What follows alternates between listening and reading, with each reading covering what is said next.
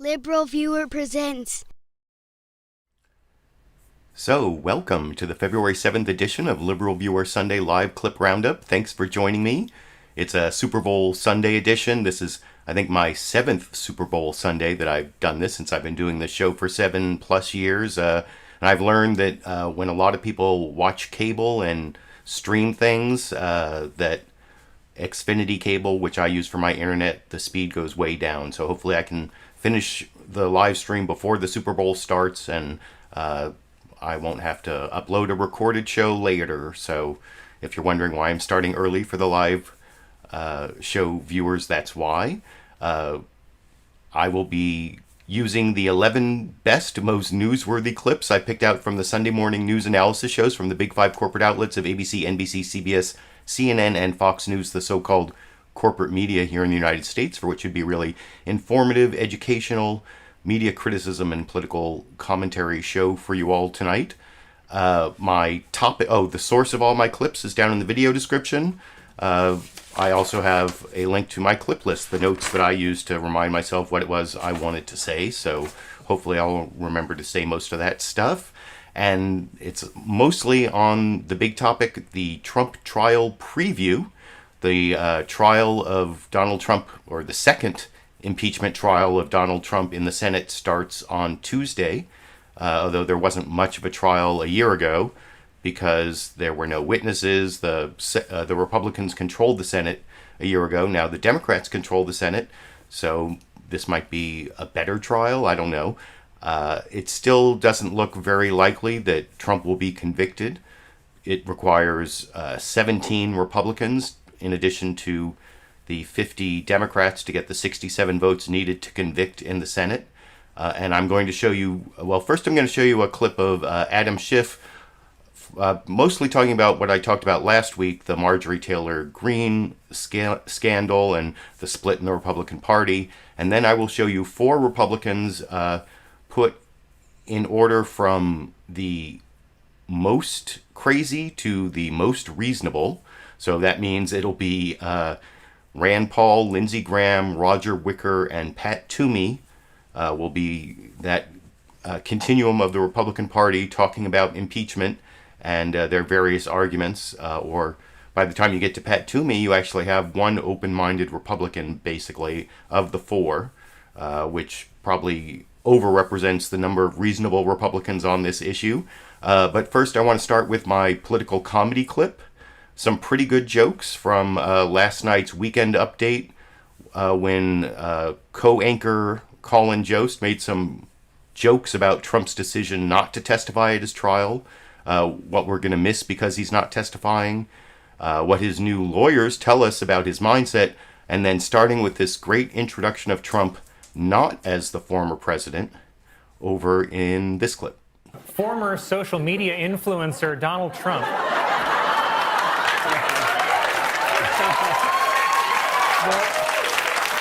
he will not testify at his impeachment trial next week, and I think I speak for all of us when I say, come on, please. Give us one last show, man. You know, stop feeling sorry for yourself. Put in your extensions and burst into that trial like it's Maury Povich and you are not the father.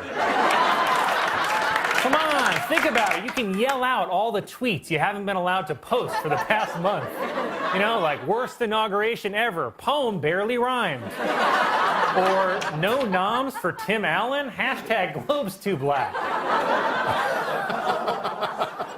Sadly, Trump is not going to be doing that, but he will be defended at the trial by the lawyers who refused to prosecute Bill Cosby and who agreed to represent Jeffrey Epstein before his death, which raises the question, what does Trump think he's being impeached for?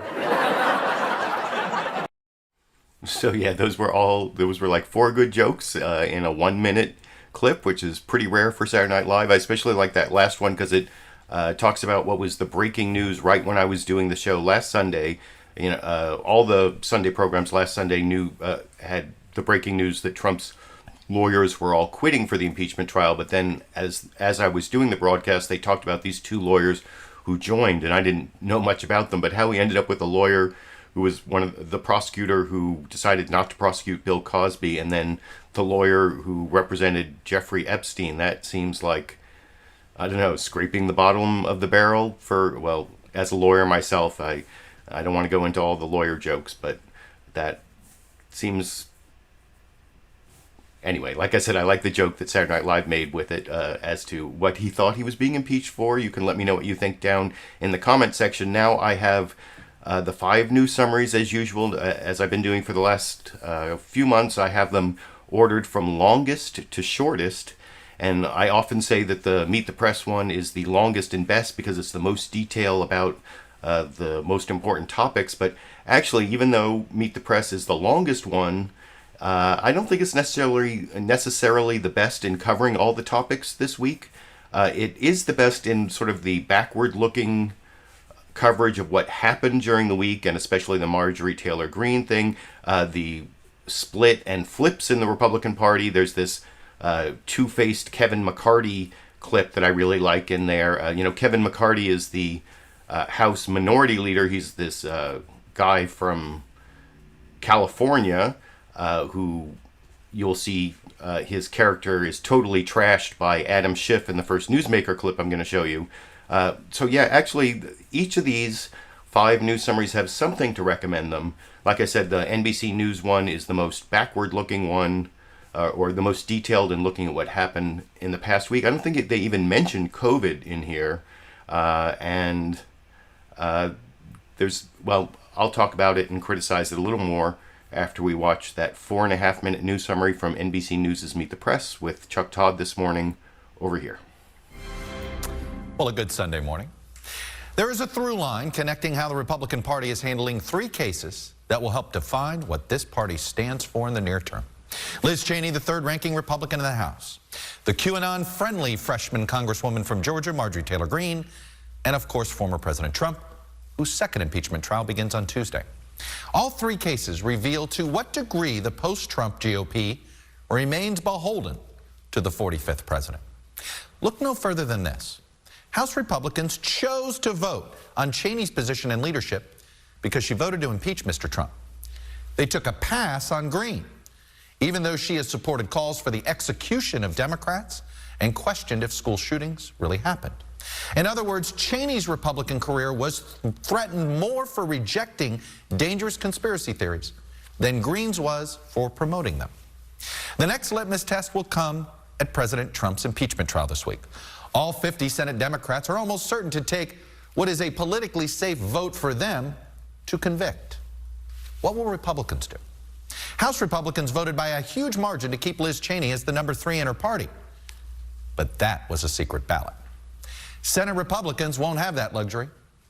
What would they do if they did? And what will they do when their voters are watching? The party is his.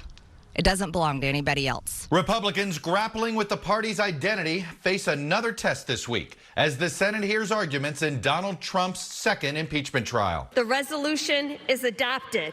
On Thursday, just 11 House Republicans voted to strip Georgia's Marjorie Taylor Greene of her committee assignments after she endorsed violence against top Democrats, called school shootings a hoax, and 9/11 a conspiracy theory. Q is a patriot. We know that for sure. It's odd there's never any evidence shown for a plane in the Pentagon. Greene said she regrets those comments, but pointed fingers. Will we allow the media that is just as guilty as QAnon of presenting truth and lies to divide us? House Republican leader Kevin McCarthy, who condemned QAnon months ago, there is no place for QAnon in the Republican Party, claimed this week he does not know what it is. Denouncing QAnon, I don't know if I say it right, I don't even know what it is. Meanwhile, 61 House Republicans voted in a secret ballot to strip Congresswoman Liz Cheney, who supported impeachment of her leadership post. In the Senate, many Republicans have made it clear they support Cheney and that Greene does not belong in Congress. Is she a good face for the Republican Party? She's not. Republican leader Mitch McConnell, quote, "Loony lies and conspiracy theories are cancer for the Republican Party and our country." North Carolina's Tom Tillis tweeted, "It's not conservative, it's insane." But Republican senators have to decide how willing they are to challenge the half of the party that calls themselves Trump Republicans. The answer from some, not very. This is about I believe, is a psychological obsession with the president. They can't just let it go. Only 5 Senate Republicans voted against an effort to dismiss the trial. Among them, Nebraska's Ben Sasse who is facing possible censure by his state party. You are welcome to censure me again, but let's be clear about why this is happening. It's because I still believe, as you used to, that politics isn't about the weird worship of one dude. House impeachment managers will argue former President Trump primed and prepared his supporters for violence. Can you give a direct answer? You will accept the election? I have to see. Will you commit to making sure that there is a peaceful transferal of power after the election? Well, we're going to have to see what happens. Millions and millions of people voted for us tonight, and a very sad group of people is trying to disenfranchise that group of people, and we won't stand for it. Then they'll say he whipped the crowd into a frenzy. And if you don't fight like hell, you're not going to have a country anymore. Mr. Trump's lawyers will argue that a trial to remove a former president is unconstitutional, and he was protected by the First Amendment to express his belief that the election results were suspect. There simply is no jurisdiction. This country needs to move on. And joining me now is Senator Bill Cassidy of Louisiana. He's one of 10 Republican senators who...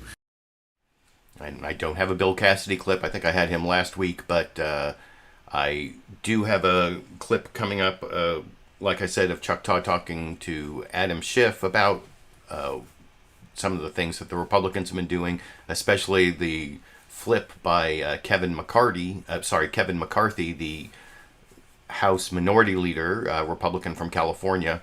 And he, that's one of the things I said before I showed that news summary that I thought was great in there, that it showed the flip between Kevin McCarthy denouncing QAnon months ago and now saying QAnon, if that's how you say it, like he doesn't even know what it is. I like the Ben Sass clip in there that, you know, the Republican Party is not about the weird worship of one dude, or that was kind of a good quote. So there was some good stuff in there. They didn't mention COVID. They didn't really mention what Biden's been doing, his executive orders, the whole COVID relief package thing. And this next ABC News summary, one of the best things they have in it is Jonathan Karl. I keep this, George Stephanopoulos is hosting this week, and he does a brief introduction here where he talks about the Super Bowl briefly. I don't know why I guess I talked about the Super Bowl, but I don't know why Super Bowl Sunday is a news event, but it showed up in almost all the news programs this morning.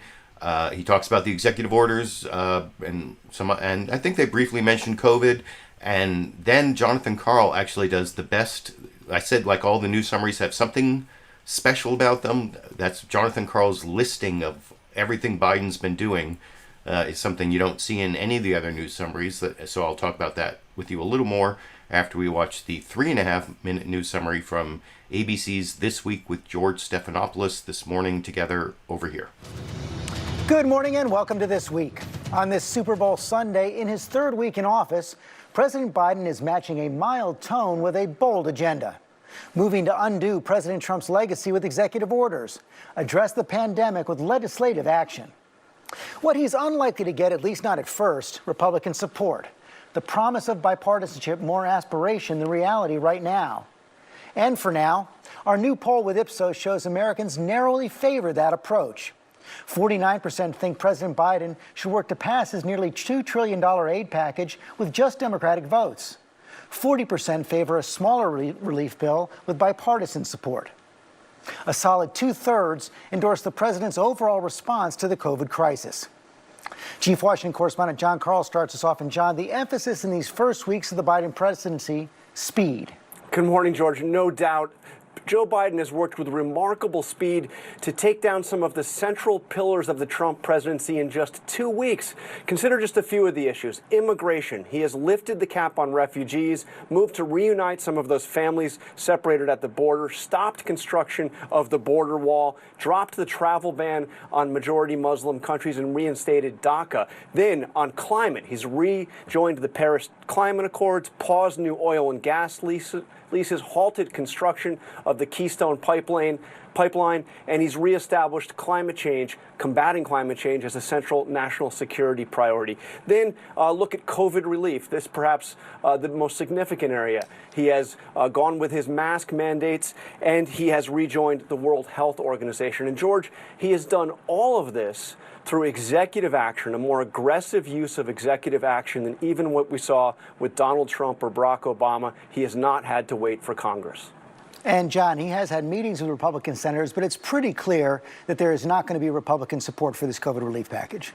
No, and this shows, George, when you saw Kamala Harris cast that tie-breaking vote for the budget resolution, you saw just how those two runoff elections in the Senate races in Georgia have really changed the course of the Biden presidency. He does not need Republican support. He can go ahead with his $1.9 trillion COVID relief package, the biggest legislative priority he has, without a single Republican vote. His biggest challenge is going to be keeping all the Democrats on line, but the bottom line is he doesn't actually need Republicans.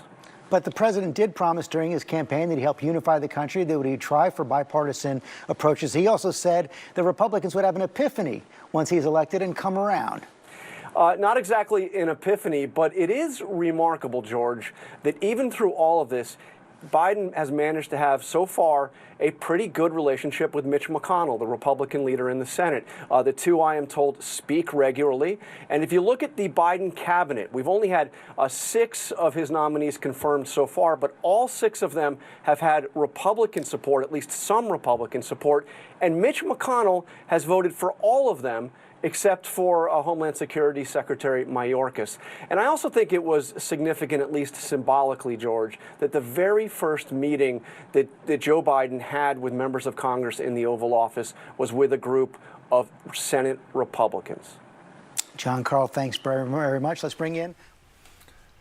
So, yeah, like I said before I showed the clip, I thought that Jonathan Karl did a great job of listing what the Biden administration's been up to. I thought that he also took on the topic that I talked about last week, where I kind of predicted that the Democrats were going to move forward with the $1.9 trillion COVID relief bill, maybe with some small changes, like changing, targeting who gets the checks a little bit tighter to bring Joe Manchin in, and they're getting rid of the $15 minimum wage out of that bill at least.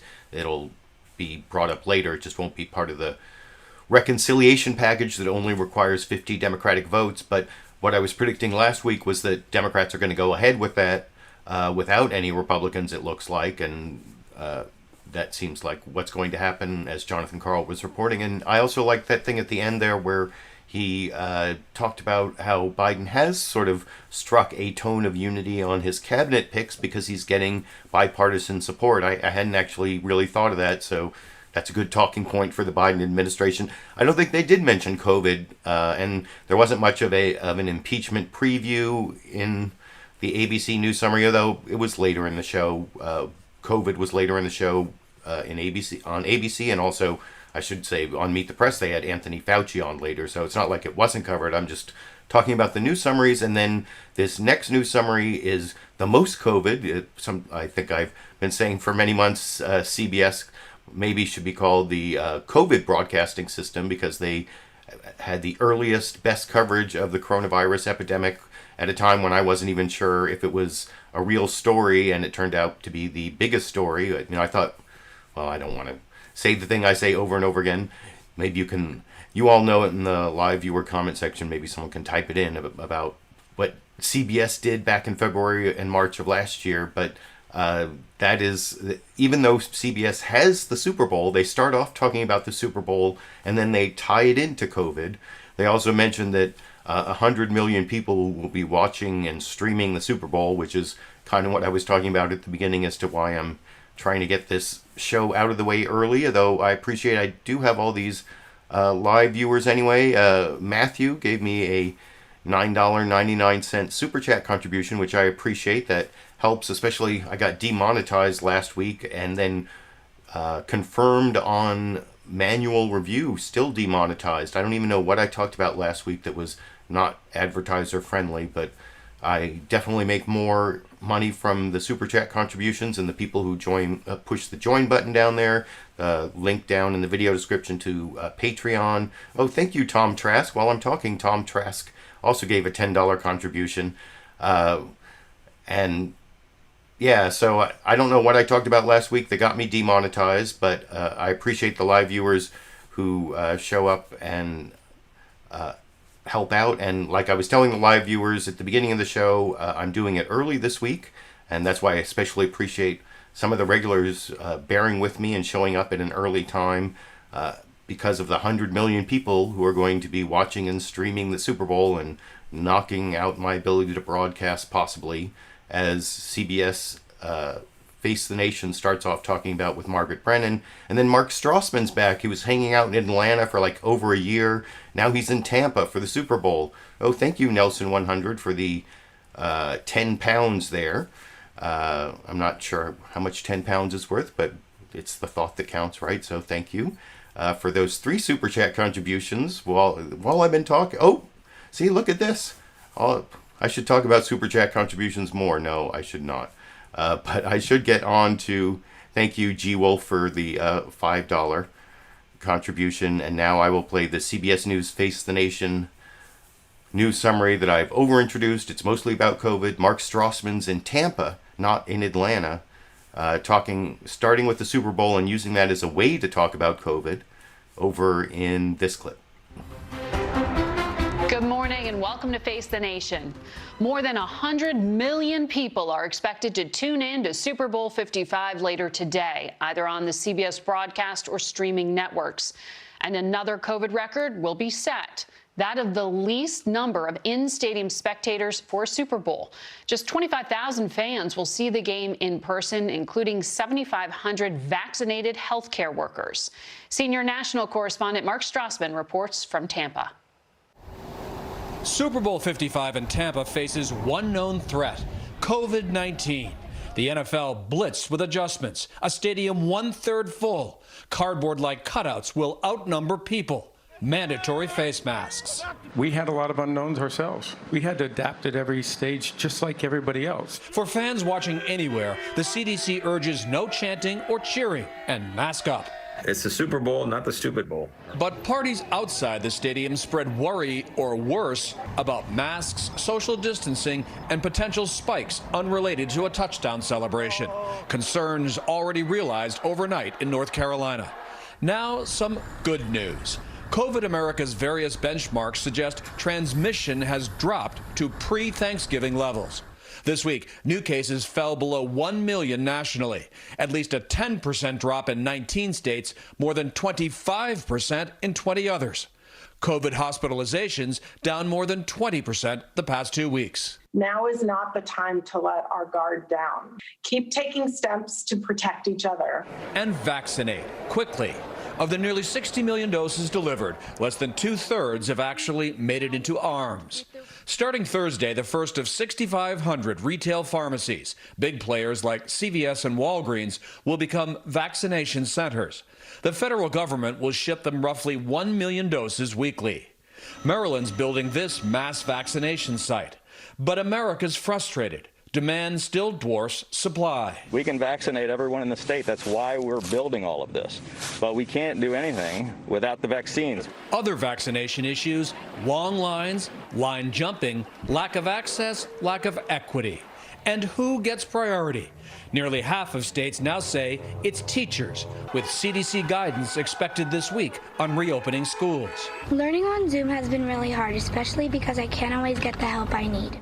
No. Stop resisting. Unbridled, unmasked, like this belligerent woman in an Ohio grocery store, a year into the pandemic. Illegal search! Health officials worry that Super Bowl Sunday could become Super Spreader Sunday. They're encouraging virtual parties and for all fans to watch the game at home only with people they live with. Margaret? Mark, thank you. One Super Bowl tradition that is going on as planned this year, the pre...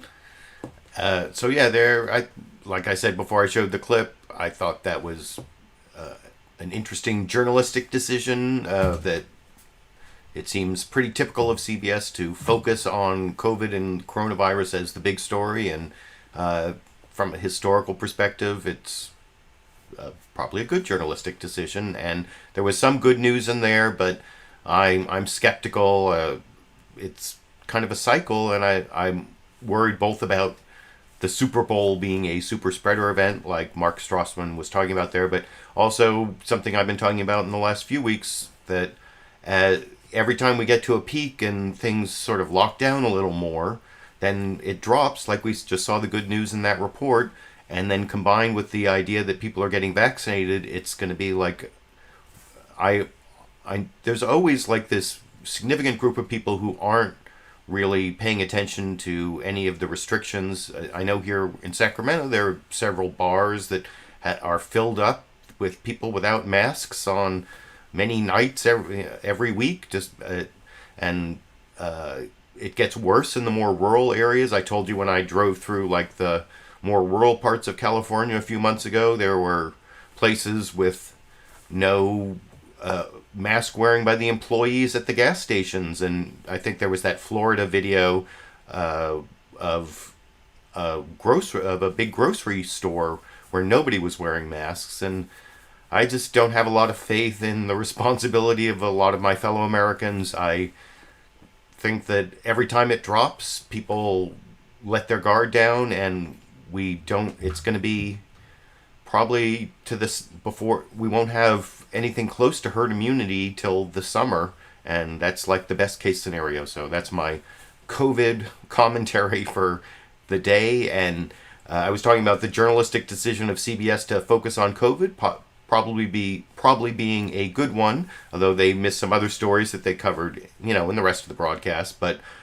Fox News Sunday, I said all the news summaries were special. Their news summary, I think, is special for Fox News bias. You see it every week. Last week I complained about how instead of covering the Republican split that I was covering, they were talking about a split in Congress. Like, who knows what party has the big split in it? But this week, at least to their credit, they are talking about what they didn't talk about last week, was the split in the Republican Party because of Marjorie Taylor Greene and all that stuff. And they do kind of a preview of the impeachment trial. The way to find the Fox News bias, Chris Wallace does the introduction, then goes to the reporter Mike Emanuel. Look in the Mike Emanuel report. He describes the positions of some people, and then he plays clips of some people, which gives like more emphasis and strength to those positions. All three clips in the Mike Emanuel news summary, Republicans. And so that's the Fox News bias that we like to see every week. And I will talk about the Fox News summary from this morning a little more after we watch Chris Wallace handing it off to Mike Emanuel over here. And hello again from Fox News in Washington. Donald Trump may no longer be in the White House, but his presence is still being felt on Capitol Hill. This week, the Senate will conduct a Trump impeachment trial for the second time. And in the House, the split between his supporters and critics is creating deep divisions inside the Republican Party. In a moment, we'll speak with Congresswoman Liz Cheney in her first interview since surviving an attempt to remove her from leadership for backing impeachment. But first, let's turn to Mike Emanuel with what we know about this week's trial. The charge from Democrats that former President Trump incited a violent mob, causing the riot at the Capitol on January 6th. Top Democrats say the trial will be fair and speedy. Senators will have to look deep into their consciences and determine if Donald Trump is guilty. House impeachment managers asked the former president to testify under oath. The Trump legal team called it a stunt and rejected it. Details in terms of format, timeline, and witnesses are still unknown. Many in the GOP argue it's unconstitutional to try a former president. Democrats are now wanting to get this over as quickly as they can. They're beginning to realize they may have opened a door they did not want to open. On the House side, Republican Conference Chair Liz Cheney, who voted for impeachment, was censured Saturday by the GOP in her home state of Wyoming. Cheney survived a challenge of her leadership post this week and won big, 145 to 61. We're not going to be divided, and that we're not going to be in a situation where people can pick off any member of leadership. House Democrats and 11 Republicans voted Thursday to remove Georgia Republican freshman Marjorie Taylor Greene from the Education and Budget committees. Greene addressed statements she made and conspiracy theories she supported before being elected. I'm sorry for saying all those things that are wrong and offensive, and I sincerely mean that. House GOP leaders are eager to shift the focus to Speaker Nancy Pelosi and the Democrats in trying to win back the majority next year. Chris? Mike Emanuel reporting from Capitol Hill. Mike, thanks. And joining us now, Wyoming Congresswoman Liz Cheney. And I couldn't bear to take the Liz Cheney clip. There are no clips of Liz Cheney, although she did come out against Marjorie Taylor Greene. It's like the Republican Party is not about these crazy conspiracy theories. We're about war crimes and stealing more money for the rich people. No, that's not what she said, but it's really what she said if you really know what she was saying. But anyway, I did not take the Liz Cheney clip. I made one brief mistake. I noticed when I was watching that clip for the third time with you, I watched it once when I watched the show, second time when I captured the clip, and then a third time with you. There was a brief Chuck Schumer clip in there. So it was 3 Republicans and a Chuck Schumer saying Republicans have to look at their conscience, which I guess that's kind of a joke. Like, do most Republicans have some Republicans do have consciences, but not the ones that we need to when it comes to the Trump impeachment trial, I guess. Although you can let me know what you think down in the comment section. And now I want to get to the final, shortest of the news summaries. This is CNN State of the Union, Jake Tapper. In some ways, it's the best news summary in that it fits like all the most important stories into the shortest period of time. And the State of the Union this week, if you're following along on my clip list, every week Jake Tapper starts off letting us know what is the State of the Union. And this week it is wondering if we're going to see any accountability for the insurrection that was a month ago. And he goes through and covers all the stories. And this, sometimes I say the ABC intro it seems to be the best written. Like someone took the most time to make it like all literary or whatever. But there are several, I think maybe CNN is the best written. Did Jake Tapper write this? I don't know, but I especially like the zombie movie reference that I will talk about with you a little more after we watch that 90-second news summary from CNN State of the Union with Jake Tapper and Dana Bash as co-hosts. Jake Tapper back this week over here. Well, Jake Tapper in Washington, where the State of our Union is wondering if we will ever see any accountability. It's been 1 month since the insurrection on Capitol Hill. And in just 2 days, former President Trump will face trial in the Senate one more time, this time for inciting one of the most shocking and horrifying moments in American history, a deadly riot by his supporters at the Capitol, their heads filled with the big lie, whipped into a frenzy just minutes before by the president himself.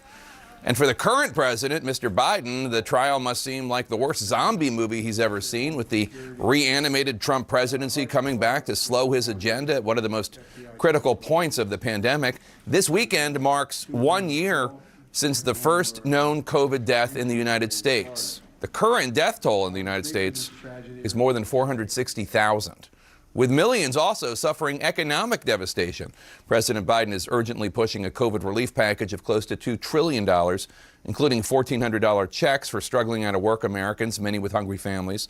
The president said Friday that Republicans are, quote, just not willing to go as far as I think we have to go. This, as a new report shows, U.S. job recovery has all but completely stalled. And it's not only those on the other side of the aisle from Biden, however, who say that there is some risk that the size of his rescue plan is just too big. Joining us now for her first interview on CNN since being confirmed, Treasury Secretary Janet Yellen. Janet Yellen was on a couple programs because she didn't talk about impeachment, which was my main topic. I didn't take any Janet Yellen clips, but she's the first female Treasury Secretary in U.S. history, and she talked a lot about what is necessary for the economy, that there was some discussion of the thing I was talking about last week as to whether it was better to go like too big or too small on the relief package. and she was definitely for a big package. She said that multiple times in her interviews, and said if it, Larry Summers, a former Clinton economic official who I have, who has pretty much despised amongst progressives like me, came out and said, oh, it might cause inflation. And she said, no, we have tools to fight inflation. I didn't take any of those clips, but that's also an important topic. And it looks like that $1.9 trillion package will be passed. But like I said, I think that was the best news summary, even though it was the shortest. The shortest and best, unlike usually NBC News' Meet the Press and Chuck Todd having the longest best news summary. No, this is shortest and best because it covered all the topics. There was COVID in there. There was the zombie Trump presidency coming back to attack Biden when he's trying to get things done. And he talked about the big lie. The big lie, that's the most important part of the upcoming impeachment trial, is that Trump perpetrated a big lie. That was the long-term, short-term, real-term cause of the riot at the Capitol. Trump's big lie about losing the election. And I'll talk more about why I think Trump deserves to be convicted when I get to the 4 Republican newsmakers that I have coming up.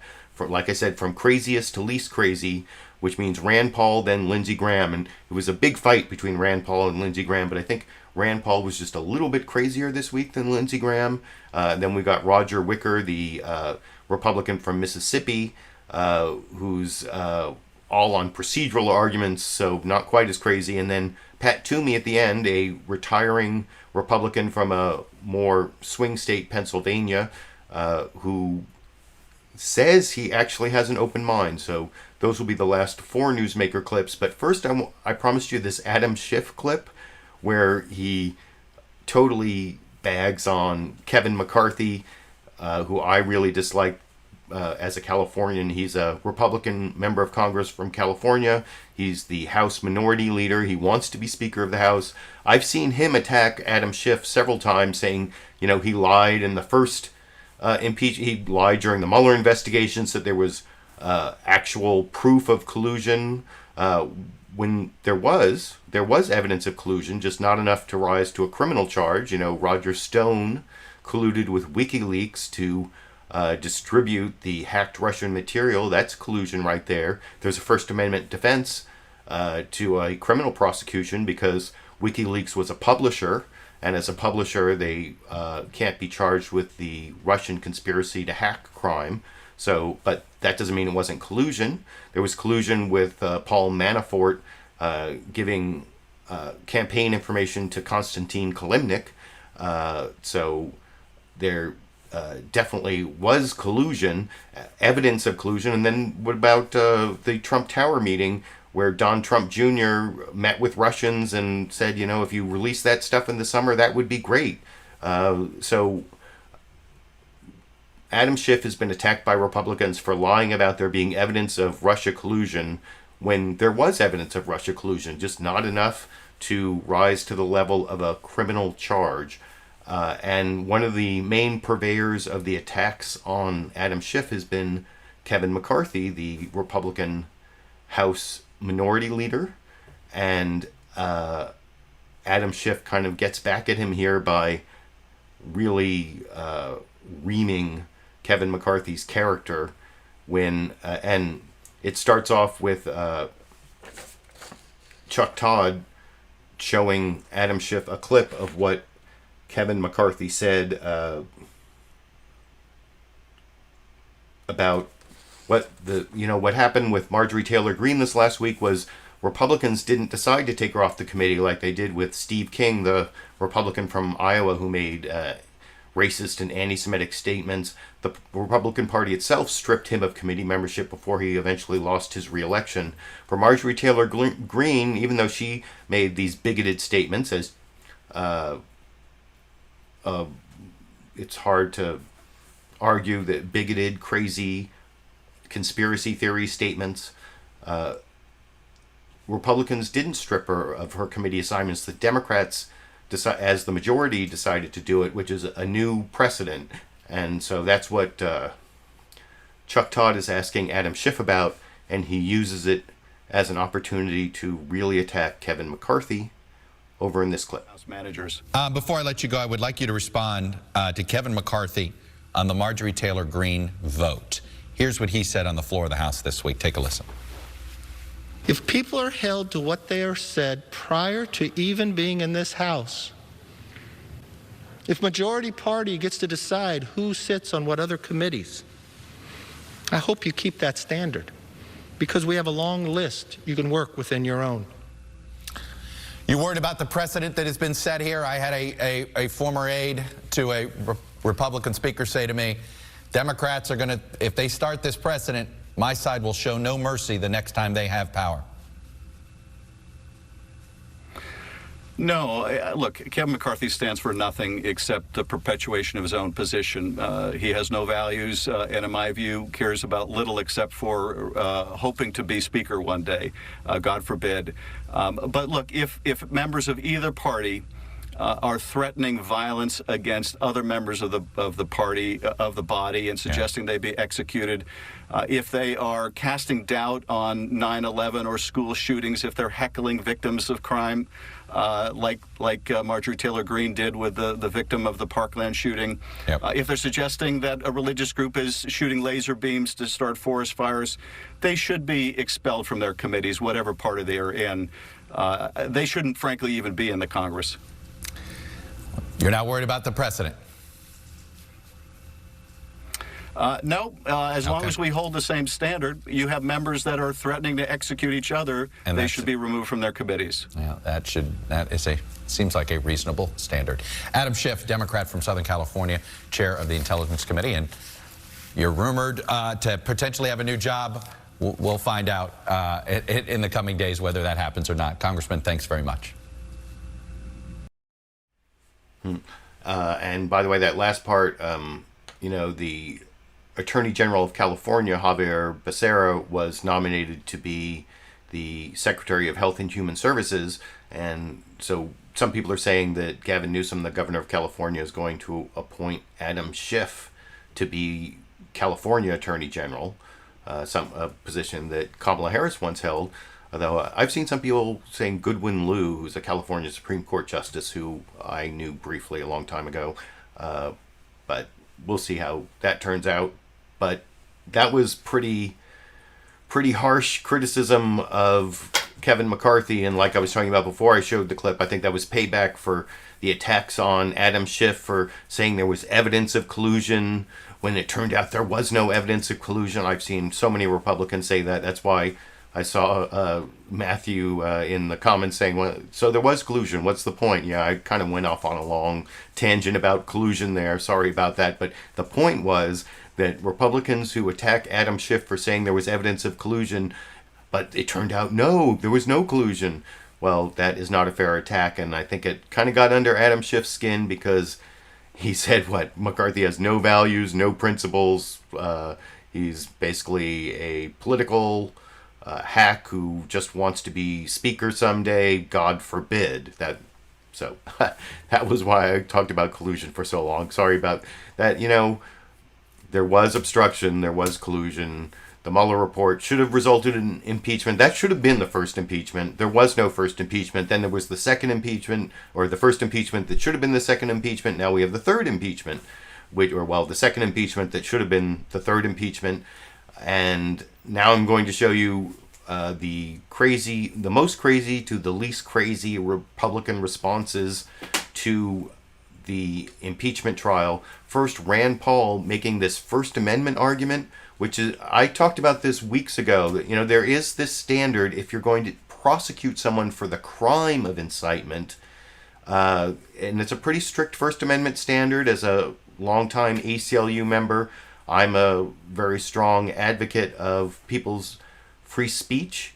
I've talked about how I've been to Black Lives Matter rallies where they say, let's march down to City Hall and fight for our rights. And that is not incitement, even if some people, break windows or do something violent after that speech. That is not and even what Trump said before the Capitol insurrection, I don't think he could be criminally prosecuted because the Brandenburg standard, Brandenburg versus Ohio, says that it has to, the person has to intend, the words have to be, or the person has to intend to cause the lawless action, and they have to be likely to cause imminent lawless action. Imminent means immediately. And if you look at the facts of Brandenburg versus Ohio, like I was talking about a few weeks ago, that was someone from a KKK rally who was like saying kill blacks and Jews, but he didn't say like kill specific blacks and Jews right now, and so he couldn't be prosecuted. But think about those facts though, and you realize why it doesn't apply to impeachment and removal of a president, because we want to hold our presidents to a higher standard than what is protected by the First Amendment.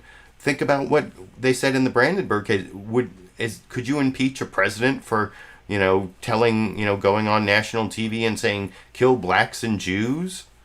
Yes, I believe you could, even though under the Brandenburg standard, it's not a call for an imminent lawless action, because he's not saying specific blacks and Jews right now to kill. But I still think it's impeachable. There's so many things, so many crazy things that are protected under the First Amendment that we would not allow a president to get away with, or we shouldn't.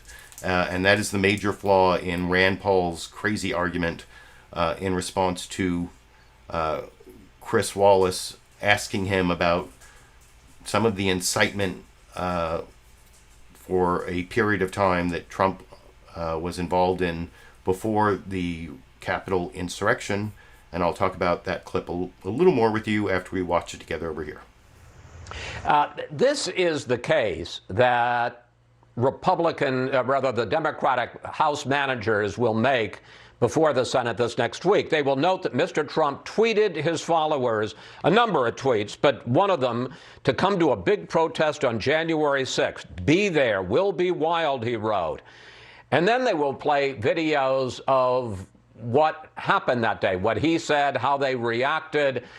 We made our own compilation of those, including some clips that are circulating on the internet. Take a look, Senator. We fight. We fight like hell. And if you don't fight like hell, you're not going to have a country anymore. Take the Capitol! Take the Capitol!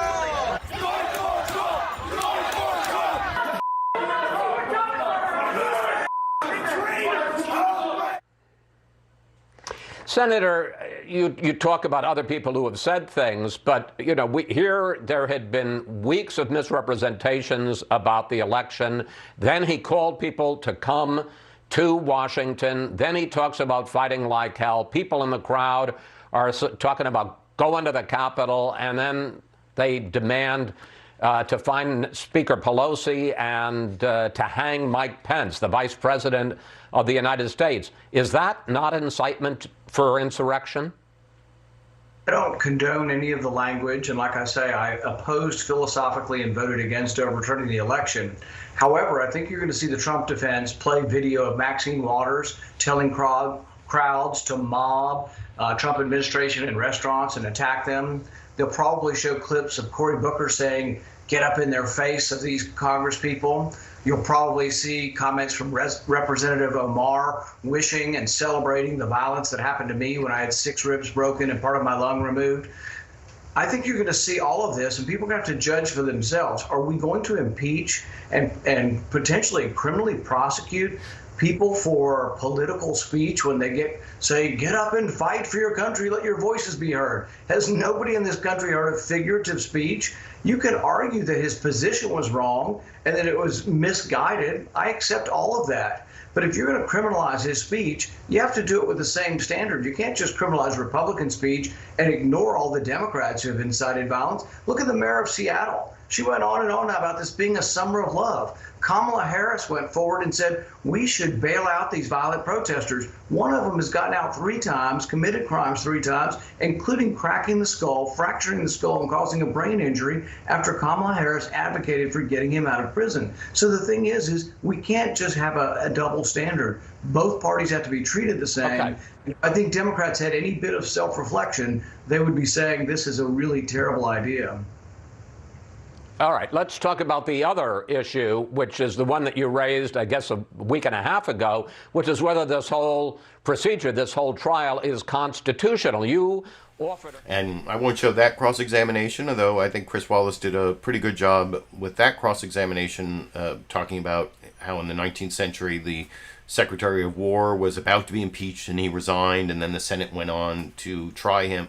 The House impeached him, the Senate went on to try him. They didn't convict him, but it's a good precedent that you can impeach someone even if they leave office. But I think I also did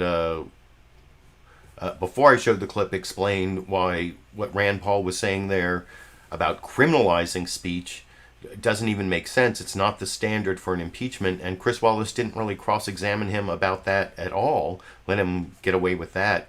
That's why I kept it playing to his next question, because there was no follow-up about, well, it's not a crime, it's actually bad behavior that we won't accept from a president of the United States, and the standard is not like, is it a crime that can be proved to a jury beyond a reasonable doubt, is not the standard you use when deciding whether to remove a president for violating his oath of office or whatever. But anyway, I don't know. I was talking earlier about putting these clips in the order of craziest to least crazy, and maybe Lindsey Graham should have come before Rand Paul, just because it's a longer clip of craziness. He makes the same argument. This is over on CBS News' Face the Nation. Margaret Brennan cross-examines him about things he said, because right after the January 6th insurrection, Lindsey Graham made a speech about, he's done with Trump now, and he was like shifting with the wind, and now he's kind of shifted back, and she doesn't really talk about the criminal versus impeachment standard, Margaret Brennan, in the cross-examination, but she does at least hold him to account for his flipping, as I will talk about with you a little more after we watch the Lindsey Graham clip together over here. Ask you about what's happening here at home with the scheduled trial that is supposed to begin on Tuesday of former President Donald Trump. You voted against holding that trial, but you said this on the morning after the siege of the Capitol. When it comes to accountability, the president needs to understand that his actions were the problem, not the solution. That the rally yesterday was unseemly. It got out of hand. It breaks my heart that my friend, a president of a consequence, would allow yesterday to happen. And it will be a major part of his presidency. It was a self-inflicted wound. It was going too far. What changed? Well, it's not a crime. I mean, the House is impeaching him under the theory that his speech created a riot. When you look at the facts, many people had already planned to attack the Capitol before he ever spoke. Well, the trial memorandum from the trial memorandum from the House impeachment managers actually lays out a pattern of behavior. They say it wasn't just the speech. They say this was cultivated over time. Yeah. Well, here's what I would say, that if you believe he committed a crime, he can be prosecuted like any other citizen. Impeachment is a political process. We've never impeached a president once they're out of office. I think this is a very bad idea. 45 plus Republicans are going to vote early on that it's unconstitutional. It's not a question of how the trial ends. It's a question of when it ends. Republicans are going to view this as an unconstitutional exercise. And the only question is, will they call witnesses? How long does the trial take? But the outcome is really not in doubt. That doesn't mean what happened on January the 6th was okay. It means this impeachment in the eyes of most Republicans is an unconstitutional exercise. Right. The president's behavior, in my view, is not a crime, but he can be charged with one if people think he committed it because he's now a private citizen. Well, some Republicans, your colleague Pat Toomey, a Republican, believe that this is constitutional since the president was impeached while he was still in office. But, people can look at this and say, look, when you can't argue a case on its merits, you argue on process. And that's what Republicans are doing right now. Because I want to ask you to clarify this. You said on January 7th this about Mike Pence. The things he was asked to do in the name of loyalty were over the top, unconstitutional, illegal, and would have been wrong for the country. Unconstitutional and illegal sounds a lot like high crimes and misdemeanors. Yeah, well, he wasn't charged with that. The bottom line is the impeachment articles, I think, are unconstitutional because the president is in Florida. He's not in office. Impeachment for a president requires the Chief Justice to preside over the trial. He's not at the trial because President Trump is not the president. So this is not process. The Constitution, I think, has been flagrantly violated because when it comes to Trump, there seems to be no end to all of this. So the trial is going to result in an acquittal. Most Republicans, I don't know what Senator Toomey is going to do, or is going to view this as unconstitutional, and the president's behavior is not incitement under the law. And the longer it takes, the worse off for the country, I believe. You said if the president committed a crime, he should be charged. Do you think any of the president's actions, the tweets calling for the rally, the language leading up to the rally, the lying to the public about the ability to overturn the election, what you described he said about Mike Pence, does any of that deserve a reprimand? Well, I mean, he's going to have a place in history for all this, but the point of the matter is that we're in Congress. We're not prosecutors. Impeachment is never meant to be a prosecution. Right, but you have oversight of Justice Department. What do you think? Yeah, I think I'm ready to move on. I'm ready to end the impeachment trial because I think it's blatantly unconstitutional. I'm ready to get on with trying to solve the nation's problems. And as to Donald Trump, he is the most popular figure in the Republican Party. He had a consequential presidency. January the 6th was a very bad day for America, and he'll get his share of blame in history. But I do believe that in 2022, the Republican Party is going to come roaring back because our friends on the Democratic Party, on the Democratic side, are going to change immigration policy to have caravan after caravan hit our borders. They're so going to raise you still believe he is the head of the Republican Party? Weaken us across the board. Excuse me again? I'm sorry? You still believe President Trump is the best face for the Republican Party? Yes or no? I think he's the, yeah, well, I think Donald Trump's policies serve the country well. I think Donald Trump has to rehabilitate himself as a politician. But here's what I think. I think most Americans are going to look at the Biden administration. I'm sorry, we are out of time. I'm sorry here to cut you off. I have to take us to a commercial break. Thank you for your time this morning. Stay with us. I love that cutoff at the end, right when Lindsey Graham's going to tell us what he thinks, but there must have been a hard break there. You know, they could only go for so long, and I don't know. Or maybe it was just an excuse, but he deserved to be cut off. That he kept talking about, you know, he at one point he says that impeachment is not a criminal prosecution, it's a political process. And I'm like, yes, that's the point. It doesn't have the standard of a criminal prosecution. And I saw in the live comments while Lindsey Graham was talking, someone, is Goth Alice, quote, yeah, well, he wasn't charged with that, unquote, is an excellent way to open that statement. Well, I'm not sure. Doesn't seem like an excellent way. I mean, it's like,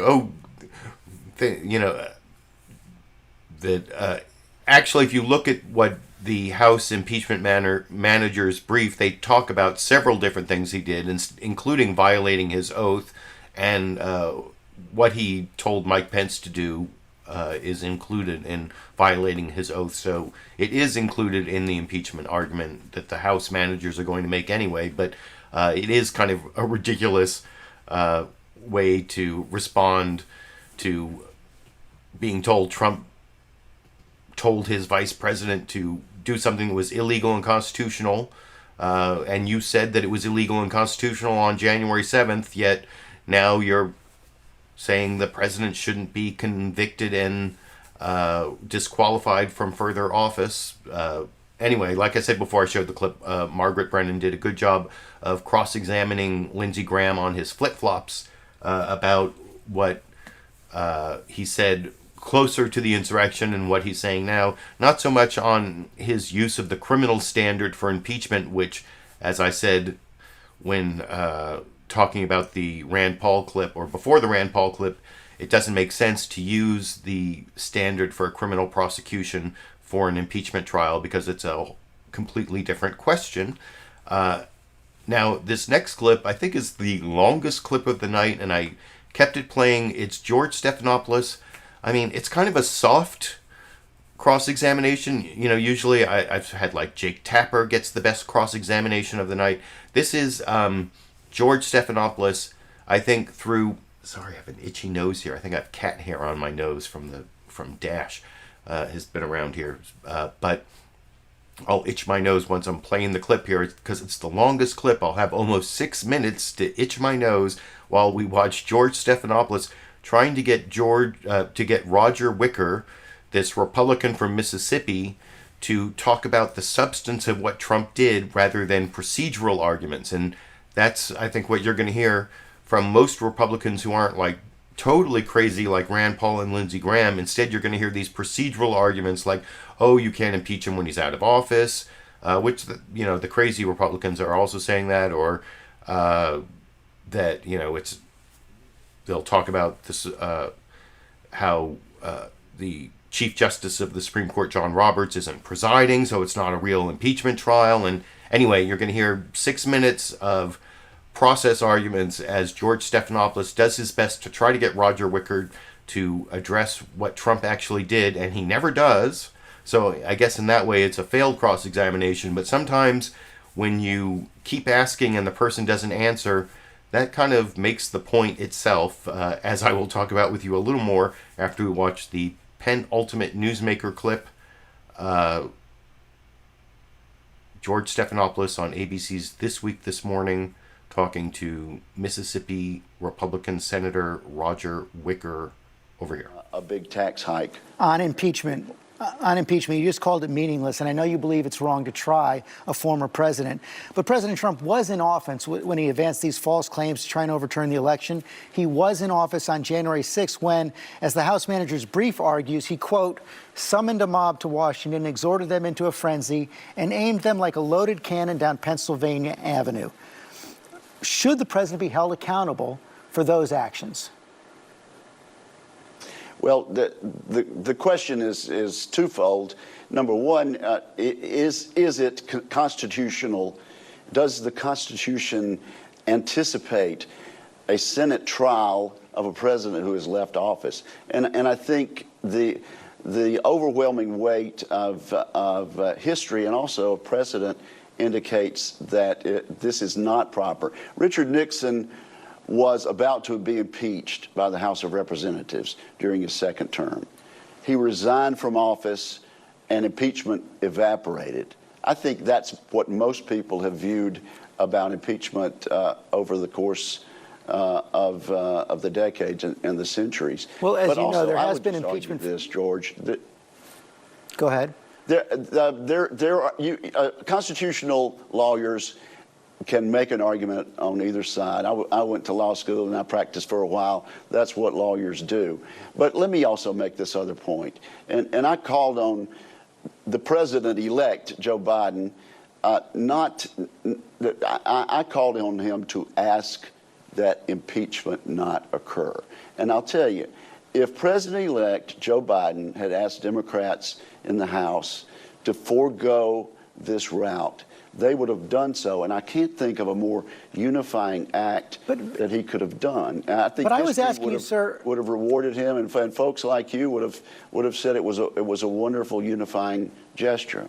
I was asking you about the president's actions, President Trump's actions. Do you think he should be held accountable for his actions on January 6th and his false claims leading up to January 6th? Well, the question is, should he be convicted in an impeachment trial?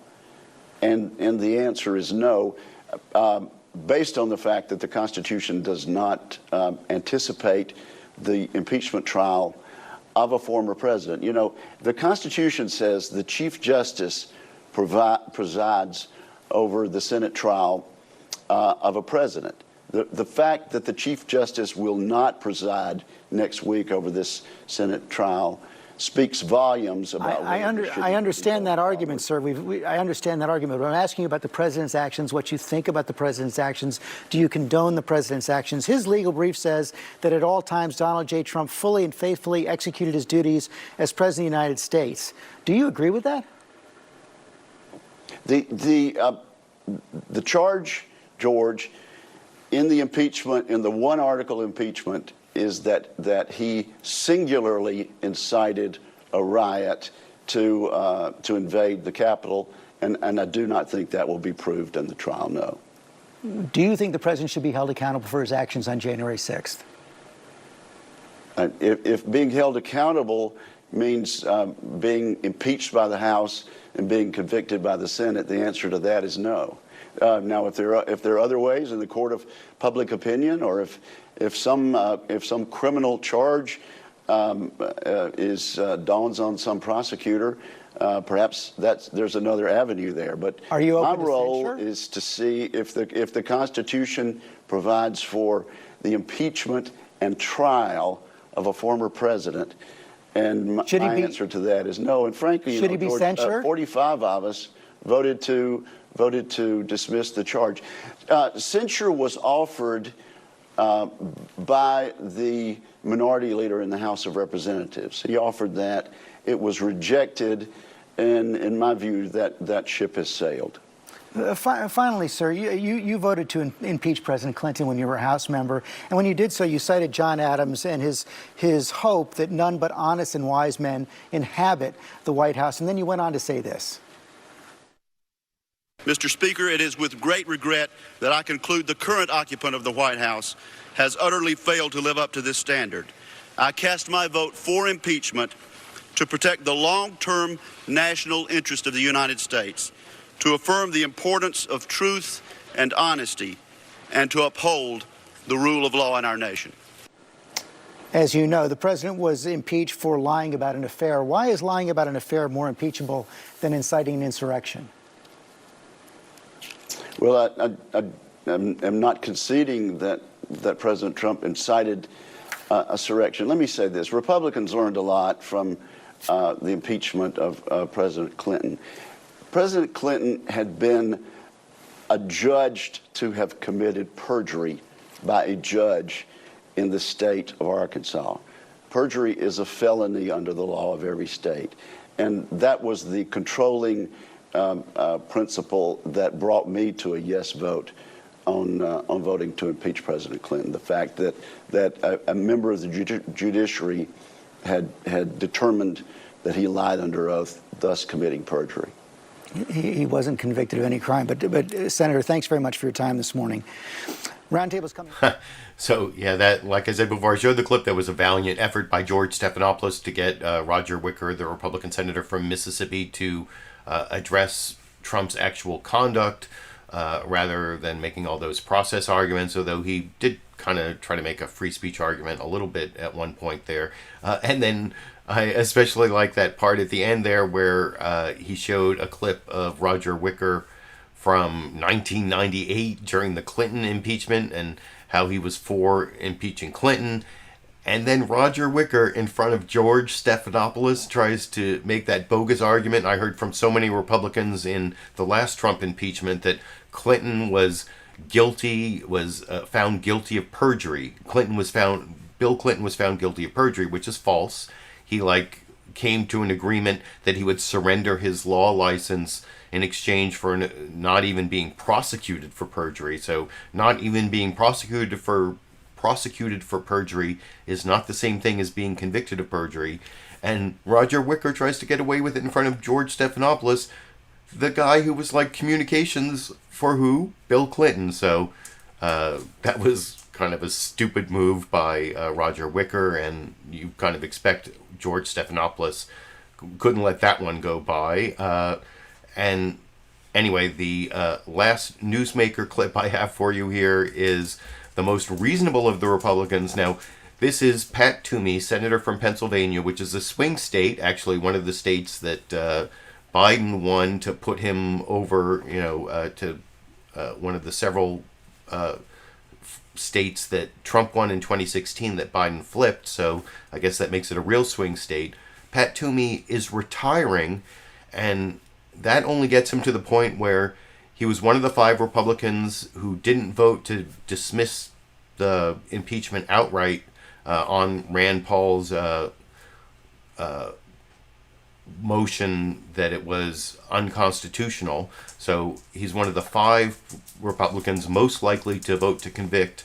And even though he's retiring, he at least he does say he's keeping an open mind on impeachment. But then I keep this clip playing through the end where Jake Tapper asks Pat Toomey about the crazy lies from Marjorie Taylor Greene, and he does come out against like insane lies. I think insane lies is the phrase that Jake Tapper uses, but he doesn't, if you listen carefully, he never actually comes out against Marjorie Taylor Greene, which makes me a little sad for the Republican Party that even like a retiring senator from a swing state who should be one of the most centrist of the Republicans has to like sort of pivot and come out against insane lies rather than the Republican member of Congress who's telling those insane lies. And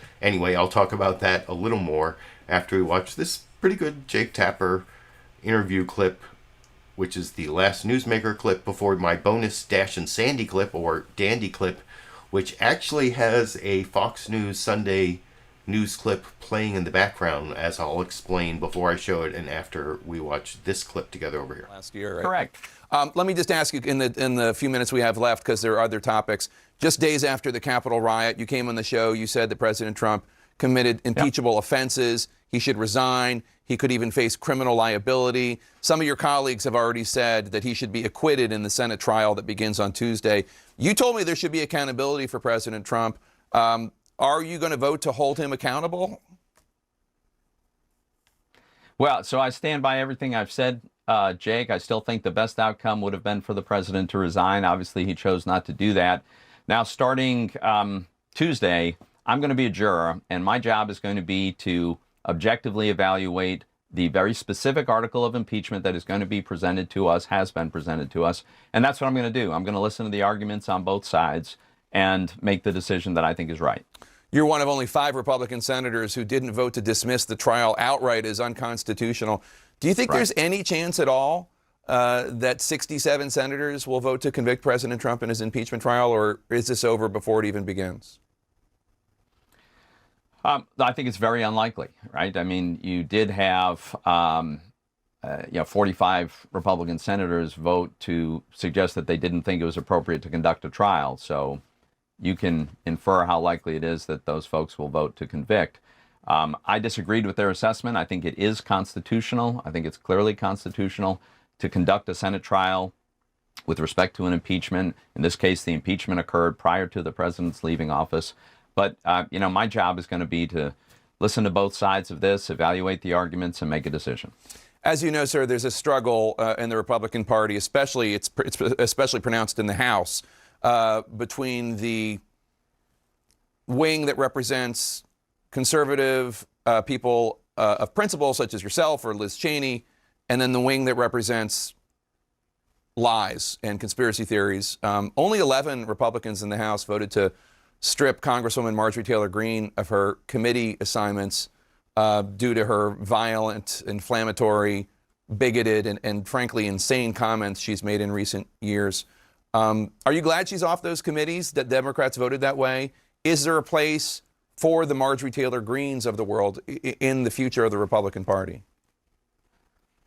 There should be no place in the Republican Party for people who believe in insane conspiracy theories like QAnon. That is madness. That has nothing to do with conservatism, has nothing to do with the Republican Party.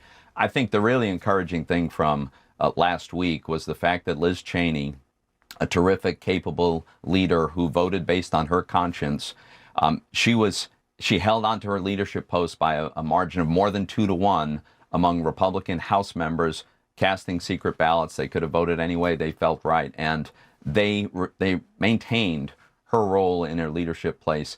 That's how you begin to keep this party united and together and think about how we move on in the post-Trump era, I was really encouraged to see that vote in the House. Well, that's a very glasses half full way of looking at it. I mean, 61 Republicans voted to strip Liz Cheney, to punish Liz Cheney, but only 11 Republicans voted to punish Marjorie Taylor Greene. But I appreciate your sunny disposition. I mean, it's a nice way of looking at it.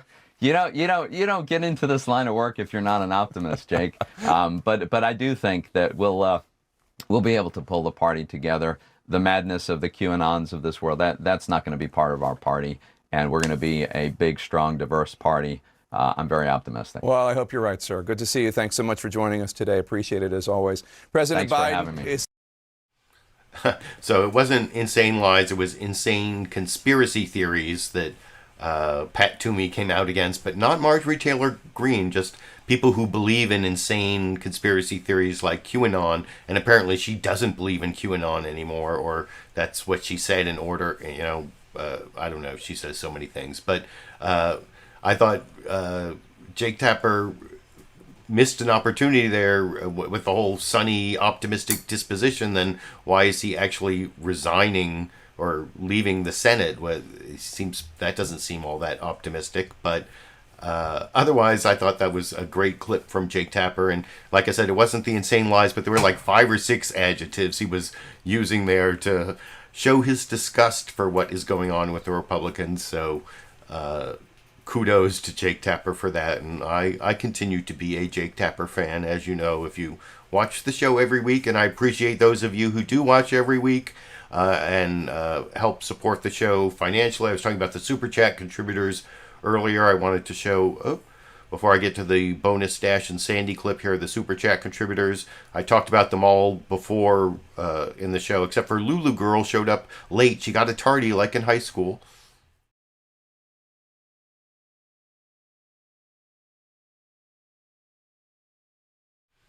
So thanks for those Super Chat contributions, which, like I said last week, I got demonetized even on manual review for reasons never explained and I don't understand, but I definitely depend more on the support of the Super Chat contributors, the people who make direct contributions through PayPal at a link I put down in the video description, the people who click that join button and give monthly support, or especially the patrons on Patreon. That's probably the best way to support my continued videos. Become a monthly patron on Patreon. At the as I often say, at the $5 level, you get the hashtag LiberalViewer sticker made of weatherproof vinyl, and then at the $10 level, you get the sticker and the copy of the Constitution. ACLU Constitution even has a Know Your Rights with the Police section in the back. So if you want to support my channel financially so that I might continue it beyond May, these weekly clip roundups I do, I have committed to doing through May. After that, I'll see where I am based on stuff like you can see down in the video description. And I also appreciate the people who give me a thumbs up, subscribe to my channel, make comments, lots of comments, both for the live viewers and especially for the recorded show viewers. That bumps up my video once the archive of the live stream becomes public. If there are a lot of comments, more people see it. So I even appreciate that support. So thank you to all my viewers for all that type of support. And now I promised a bonus Dash and Sandy or Dandy clip to finish up the show.